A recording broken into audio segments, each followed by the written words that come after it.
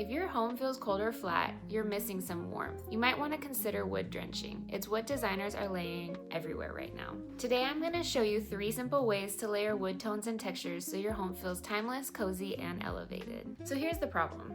People are trying to match every single wood finish in their home.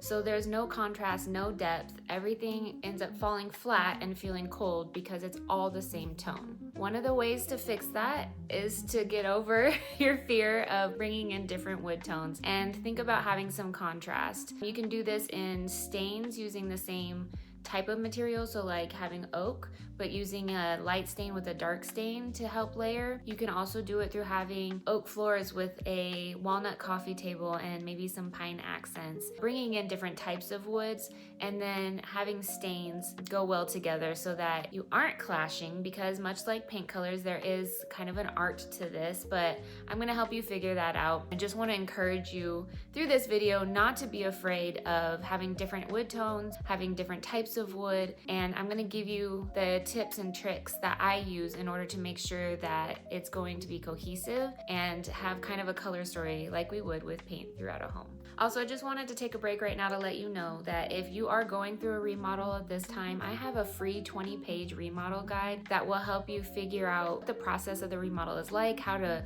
organize the process of the remodel. It's the exact process that I use with my clients, just in a very simplified form to help you do this on your own. So I will link that in my show notes. Super helpful. Don't forget to get that. So the first thing that we want to think about when we're mixing wood tones, I'm just going to start with having different types of wood. And my house is a great example. I do this a lot, but it's nice that I can film in my living room and you can see through to my dining and my kitchen. And I have a ton of wood tones, and it was something that I really wanted to shine in my home. We like kind of that mountain rustic feel. And so I have knotty alder, pine, and oak in my home, and I have them all with different stains and different tones, and even like some of my furniture, the dining table and my counter stools are like a rubber wood or something like that. So the biggest thing that I did to make sure that all of my different wood species went well together was to make sure that in all of my stains I had a little bit of like a yellow undertone.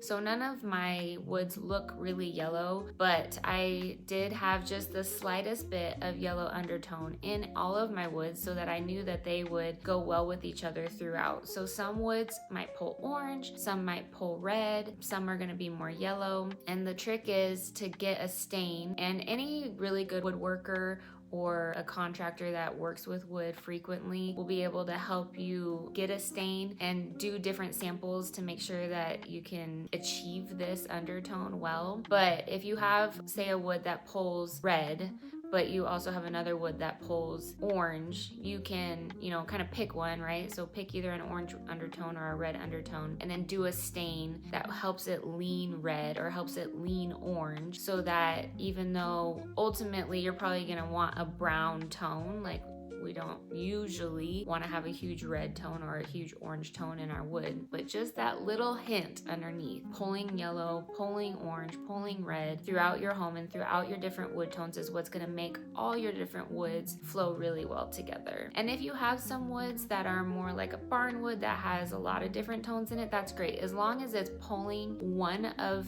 the main tones into it, it'll flow well with the rest of the wood tones. So then the other way to layer your wood tones that's a little easier is if you do pick the same species. So say you have white oak throughout your home, you're gonna have the same undertone in your woods naturally because you have the same species of wood. And so you can just layer a light with a dark, a mid-tone. Just don't be afraid to have varying tones. So like you can see, I have my floors are white oak and my cabinets are a rustic white oak. Then I have knotty alder in my beams. I have some of these reclaimed pine beam accents throughout my house. And so I just made sure that everything was pulling with just a little bit of a yellow undertone, but everything, for the most part is brown. And it helped all my different species go together. But you can tell that having like the dark beams with the lighter floors really just adds so much depth and character to the space, and it keeps it from falling flat. Again, like I said, similar to paint, if you have everything, or even just decorating in general, like if you have everything is like gray and white and everything's very mid-tone, there is a way to do that well. I wouldn't do it throughout your home. I would like pick a special room to do something like that in, but for the most part it's gonna fall flat, especially if you don't have a lot of different textures going on. So having the contrast in tones between lights and darks really adds warmth and character and depth to your space.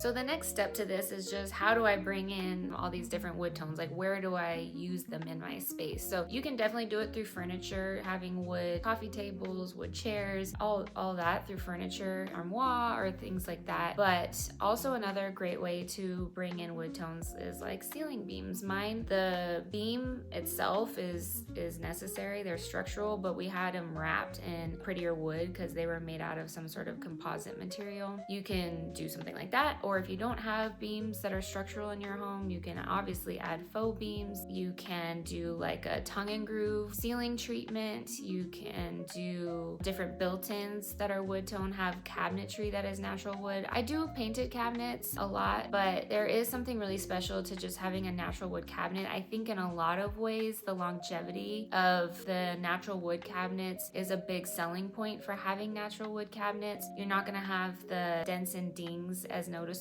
in a wood cabinet as you would in a painted cabinet, so the upkeep is a little more low maintenance. And then there's just a timelessness about a natural wood cabinet. So cabinetry is a great way if you're remodeling right now or building from scratch and you have the ability to easily start picking cabinetry, something I would definitely think about. Your flooring, I'm always for natural materials. You will hear me say that over and over again. There's just a warmth and a luxury to real material from nature. But even if you have like a wood look in an LVP, obviously LVP products have come a long way. LVP standing for a luxury vinyl plank, if that's not a term that you've heard before. So you can pick a wood look that gives you a similar warmth to a natural wood. And then yeah, just different wood tones, and even in decor, which I'm going to get into a little bit more next. So my third and final tip to bringing in wood tones to really help add warmth and character to your space is thinking about having like wood trays and little stools. I love getting like a little antique wood stool, using it as like a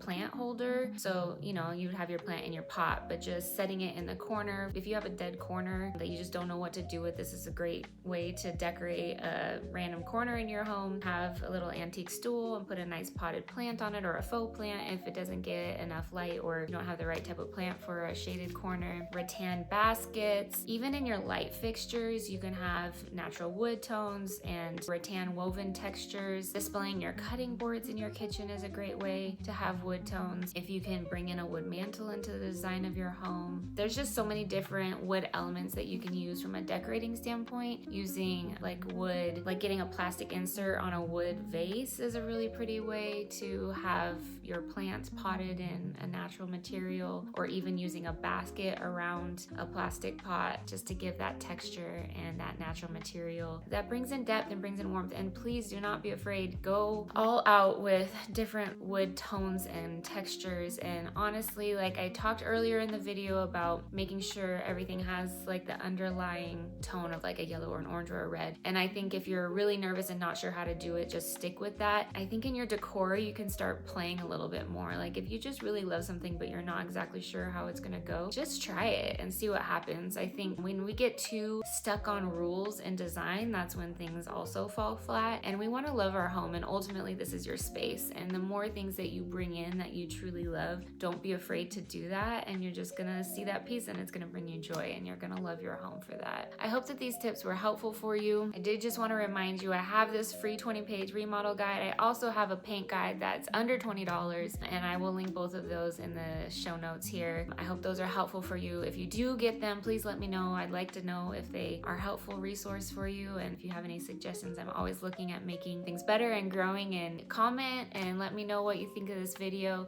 and how I can make it better. I just want to continue growing and giving you guys the best possible. So thank you for being here, and I'll see you next week.